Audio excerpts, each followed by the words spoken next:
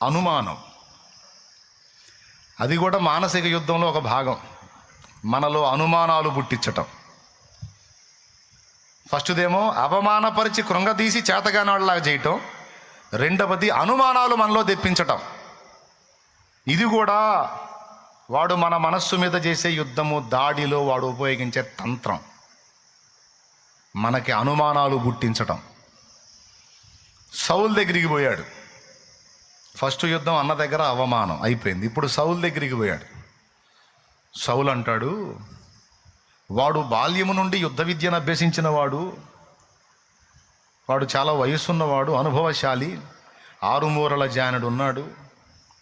వాడు ఇంత వాడంతా అని వాడి బలాన్ని హైలైట్ చేసి దావీదు బలహీనత దావీదుకు చూపించి, వాడెక్కడ నువ్వెక్కడరా, వాడు సీనియరు నువ్వు జూనియరు, వాడు పెద్దోడు నువ్వు పిల్లోడివి, వాడు బలవంతుడు నువ్వు బలహీనుడివి, వాడు యుద్ధ వీరుడు నువ్వేమో భీరుడివి అని అనుమానం రప్పించడానికి చేశాడు. సౌల్లో ఉన్న ఏ డౌట్స్ అయితే ఉన్నాయో అవన్నీ కూడా దావీదుకు పంపిణీ చేశాడు, దావీదు మనసులోకి. అవునా కాదా? క్లియర్గా ఉందా లేదా? ఎవరిని పొగిడాడు సౌలు? దావీదును పొగిడాడా, వాడిని పొగిడాడా? గొలియాతుని. వాడు 6 మూరల జానుడు అంటాడు. మూరకు 18 అంగుళాలు అంటే అడుగున్నారా. నా మూర 20 అంగుళాల పైన ఉంటుంది, కనీసం 20 అంగుళాలు ఉంటుంది నా మూర. అందరి మూర 18 అంగుళాలు ఉంటే, 18.5 అట్లు ఉంటే, నాకు కరెక్ట్గా మొన్న టేప్ పెట్టి కొలిసా 20 అంగుళాలు ఉంది. అంటే ఈ మూర ఎందుకు కొలిసానంటే గొలియాతు గడ్డ ఎంత ఉంటాడో చూడాలని. దేవునికి స్తోత్రం. టేప్ దొరికితే ప్రయోగాలు చేస్తుంటాను. కరెక్ట్గా 20 అంగుళాలు ఉంది. అంటే 20 అంగుళాలు అంటే 4 అంగుళాలు తక్కువగా 2 అడుగులు. అట్లాగా వాడు 6 మూరలు ఉన్నాడు, 6 మూరల జానుడు. కనీసం 11 అడుగులు ఉన్నాడండి వాడు. 11 అడుగులు. 5.5 అడుగోడు వాడి ముందు నిలబడితే డబల్ ఉన్నాడు. ఇట్ట చూడాలి ఇక వాడిని, స్తంభాన్ని చూసినట్టు. అందుకని సౌలు అంత కలవరపోయింది. వీడేంద్ర ఇంత పొడుగున్నాడు, ఇంతలా ఉన్నాడు, ఇంత ఎత్తున్నాడు, ఇంత బలవంతుడు అన్నాడు, అన్ని కవచాలు పెట్టుకున్నాడు, అన్నీ చెప్పాడు. వాడు యుద్ధ తంత్రాలు తెలిసినోడు, నీకు తెలియదు. వాడు కవచాలు పెట్టుకున్నాడు, నీ కవచాలు లేవు.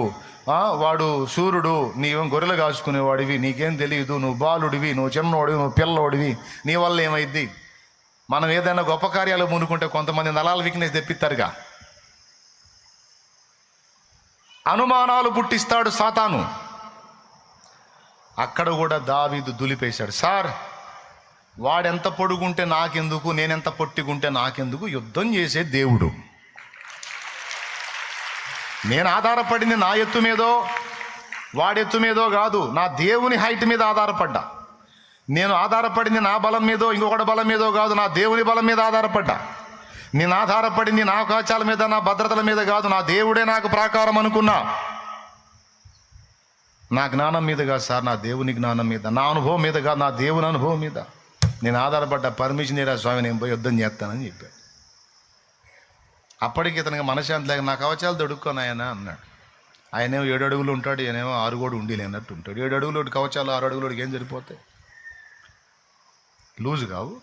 అవి 2 తగిలిచ్చేసరికి, సార్ ఈ మోసుకొని ఆడికి పోయేసరికి గోలపడితే వద్దు, తీయండి సార్, నాకు సెట్ కాలేదని తీపిచ్చాను. దేవునికి స్తోత్రం. ఏం అవసరం లేదు సార్, నేను పోతా, నీకెందుకు, వాడిని వైనం చేస్తాను, నా దేవుడు ఉన్నాడు నాకు తోడుగా, వదిలేసాను.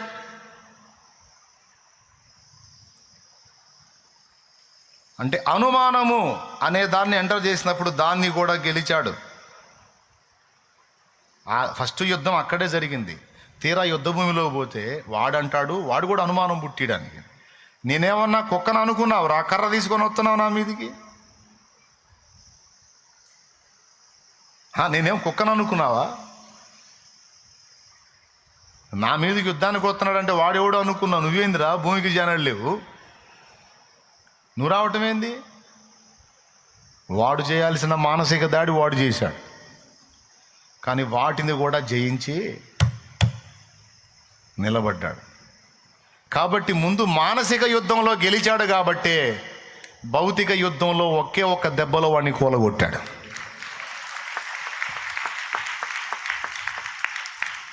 నున్నన్ని రాళ్ళు 5 రాళ్ళు ఏరుకున్నాడు.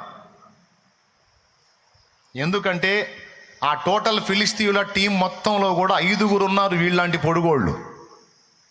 ఈయన్నేస్తే మిగిలిన 4 వచ్చారనుకో, ఒక్కొక్కడికి ఒక రాయి, ఒక రాయితో వీడు అయిపోతాడు. ఇక 4 ఉంటారు కదా, వాళ్ళు ఎవడొచ్చే వాడికి ఒక రాయి. 5 తలకాయలు చూశాడు, 5 ఎత్తరులు ఉన్నారు వాళ్ళ సైన్యం మొత్తంలో. కాబట్టి 5కి 5 రాళ్ళు ఏరుకొని సంచిలో పోసుకొని ఇక దిగాడు రంగంలో. ఒక్క రాయే ఎక్కువ, ఈ 2-3 రాళ్ళు అవసరంలా, ఒక్కోడికి ఒక్కో రాయి. దా ఇరండి, దేవునికి స్తోత్రం కలుగును గాక. చెప్పు గట్టి చెప్పు.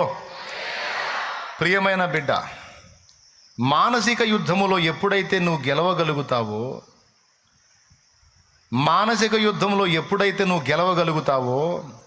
అప్పుడు భౌతికమైన పోరాటములో ఖచ్చితంగా గెలుస్తావు, విజయం పొందుతావు.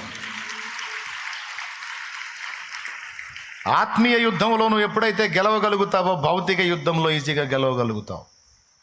అందుకే ముందు నీ మనస్సు మీద జరుగుతున్న దాడులను గుర్తుపట్టి వాటిని తిప్పికొట్టు, నీకు ఎదురులేదిక.